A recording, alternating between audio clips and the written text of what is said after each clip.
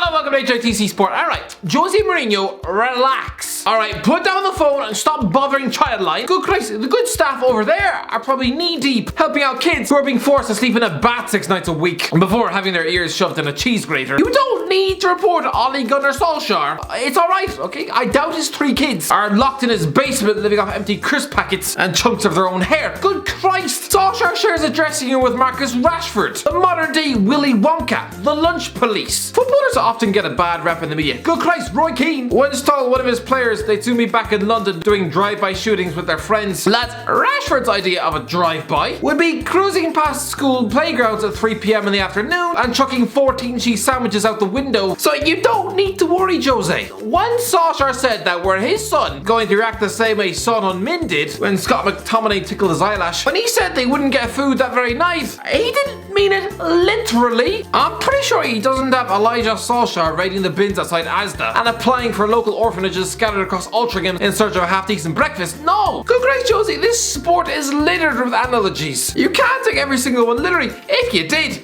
you'd probably want me put in jail for 20 years. Good gracious, look at some of the other games this weekend. If Paul Heckingbottom had come out and said that if his son performed like Aaron Ramsdale did against Arsenal, that he'd microwave his fingers, he doesn't mean he's actually gonna coat his kitchen in 6 litres of blood. But for Mourinho, what is going on? I stuck up for this man so many times. I did an entire video after the 6-1 win at Old Trafford last autumn proclaiming that the man is triumphantly back. By December, this team sat top of the league, having lost just 1 game all season. Since then, they've lost 11 times, including to a bunch of Croatian plumbers with their manager a bit distracted that week, you know, trying not to drop the soap. What I saw against Manchester United at the weekend, thank Christ I'm not a Spurs fan, because honestly, being forced to stomach that utter drizzle puss of a performance, it must be like trying to digest a sandwich filled with stones. I love Mourinho and I still maintain he is one of the greatest coaches to ever grace the sport. But for the last few months, you've all been telling me, screaming at me at the top of your lungs that Mourinho is a busted flush, past his best, and should probably spend the rest of his days working in the toilets down the local Jurassic Park theme park. But listen, while performances at Spurs over the last 5 months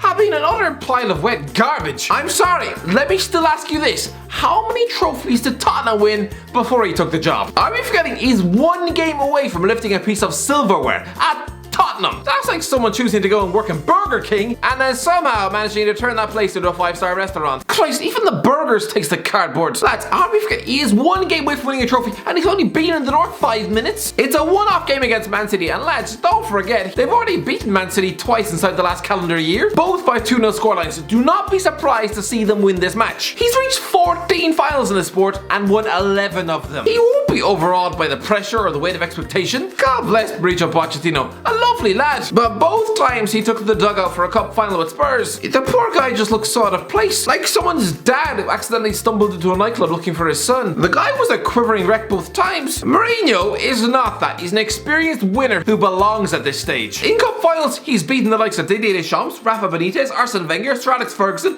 Louis van Gaal, Pep Guardiola, managerial royalty. He's gone toe-to-toe with these legends and beaten them in one-off cup finals. He knows what it takes. And Spurs fans, they might sneer at the League Cup to think it might be beneath them. And yes, when a competition changes its name more often than Cheryl Cole, you know it's about as credible as an X Factor winner's autobiography. But I'm sorry, am I the only one who remembers Robbie Keane and Jermaine Genius on the verge of tears after lifting the thing in 2008? I guarantee you, if you walk through the door in JJ's house, he'll probably have his medal framed above the kitchen table. Yes, for most big clubs, winning this competition is like winning a raffle on a pizza box. I'm pretty sure Man City fans don't even celebrate this thing anymore. It probably doesn't even register. I'm pretty confident at least a fifth of their fans across the globe, they probably have just forgotten they're even in a cup final this month. But Spurs fans, they should be relieved this competition does exist, because if it didn't, then your trophy drought would be 20 years long. You know, when the FA Cup midfield final battle was contested by Gaza and a teenage Roy Keane, and for a club whose stadium now resembles a modern day aircraft straight out of Space Jam, that's a damn embarrassing statistic. I would still advocate giving Mourinho time. This Spurs team, it still has a soft core to it, which is a nice way of saying that it's the dressing room stuffed to the brim with yellow-bellied wet yogurts who belong on Instagram. Are we forgetting before Jose had arrived, they had just got an entire year of failing to win a game on the road? Do you know what that suggests? That this is a comfortable group of players, happy with their fat paychecks, content with their cozy multi-millionaire London pads, happy to finish 5th 5th every year and just be a star on Snapchat. I'd call it the Dele Alli syndrome. No wonder the man can't get a look in his Spurs these days. Is it because Mourinho has finally discovered that he has the muscle tone of a tin of baked beans? No. Has he been found out? Is he actually just Jeff Hendrick with a fancy haircut?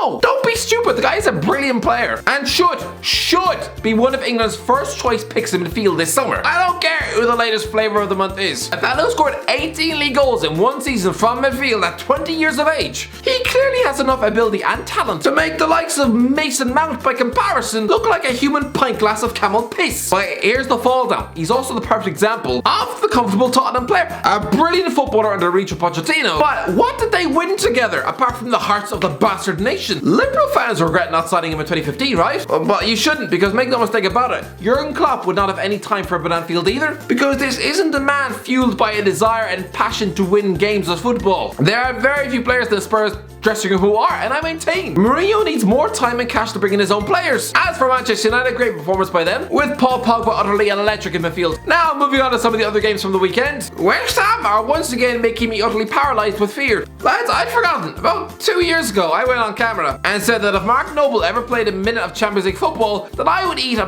plate of horse placenta live on camera. It's official. I'm cursed. I'm officially cursed. Pirates of the Caribbean 6, the curse of the Irish guy's life. Noble is retiring in May 22, and right now, West Ham are 4th in the goddamn league. Jesse Lingard has scored 8 goals in 9 games. What? Thank God I did a West Ham football origin at the weekend, because right now, that club are trying to destroy me. And again, I'm not the only YouTuber to get it wrong about Lingard. Oi Alfie, you wrote me another tune yet? If I don't have a song about Belle Delphine by 3 o'clock, I'm not feeding you tonight. Oh shit, we just signed Jesse Lingard. Oh Stevie, this is the worst moment of my life. Really? Thought it was this. Hey, less of that. You know what, I'm gonna send out this tweet, it's gonna bang. Oh mate, another tattoo. You're gonna completely ruin your body. Mate, I think it's about as ruined as it's gonna get. Yeah, that's true. Hello, some people say I look like Michael Scofield. Yeah, if Michael Scofield had a 5-year-long addiction to smack.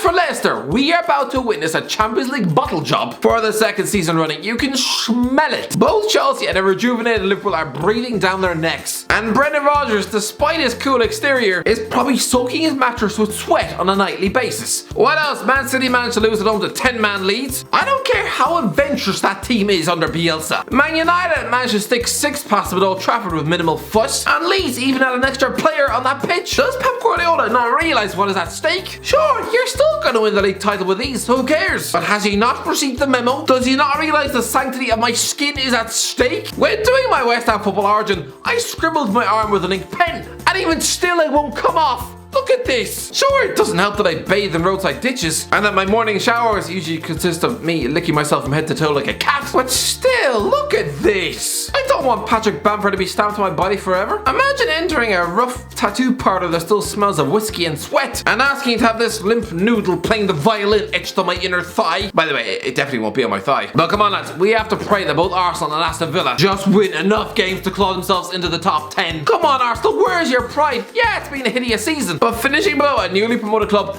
that wouldn't be a stain on Mikel Arteta's CV. That would be like setting it on fire. As for Villa, they should have enough motivation from their skirmishes with Leeds in the Championship to want to consign them to the bottom half. Alright, let's quickly touch on the relegation battle. What relegation battle? It's over. It is done. Adam Saint-Maximin has just saved Newcastle, and when COVID restrictions ease, the Geordies should be queuing up to kiss his face. Utterly waltzing through Burnley's defence to score one and set another one up in a priceless win, and considering the club's spirited comeback against Tottenham last week, then it's official. I think Steve Bruce has kept Newcastle in the league. If they win their game in hand against West Ham at the weekend, they will go 9 points clear of Fulham. And before I wrap up, a word on Scott Parker. A great, fantastic player, yes, but this is clearly the example of a silver spoon, pristine, former England captain, a media darling who once won a PFA Player of the Year award despite captaining West Ham to bottom of the league. He's the fella who was given the England captaincy despite the fact Steven Gerrard existed in that dressing room. And now, after seeing just 2 Premier League wins at Craven Cottage in his entire management career, he's being hailed as the next coaching visionary. A West Ham fan recently rang into TalkSport and demanded that he replace David Moyes Jeez. What? When Eddie Howe quit Bournemouth last summer, apparently Parker was headhunted as the first choice replacement. Why? Because he just finished 4th in the championship with Fulham? Do you remember the reaction to that 1-0 win at Anfield? Good guys, Hughes be linked with the Tottenham job. Yeah, it's a nice result on paper. But lads, that was during a 2-month period where Liverpool's confidence was at such a low ebb. You could probably have dragged a bunch of dyslexic milkmen out on that pitch. Scott Parker could have put his granny in goal, and they'd still have gone and got the win. Here are the cold, hard facts. The club have won just 5 games all season. And can I remind you that the disastrous, shambolically relegated Fulham team under Slavica Jokanovic and Claudio Ranieri, even that embarrassment won more games than that. He's not the next managerial visionary, I guarantee you. If he'd instead hailed from India and had a playing career stuck out the back arse of the Qatari league, you'd all be demanding that right now he be sacked and purged from the English game. Fulham are down, and lads,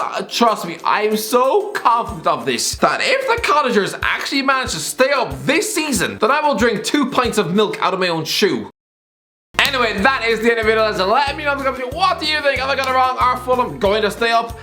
No. Let me know in the comments if you enjoyed the video. Don't forget to give a like, share, and subscribe. And as always, I'll talk to you in a while.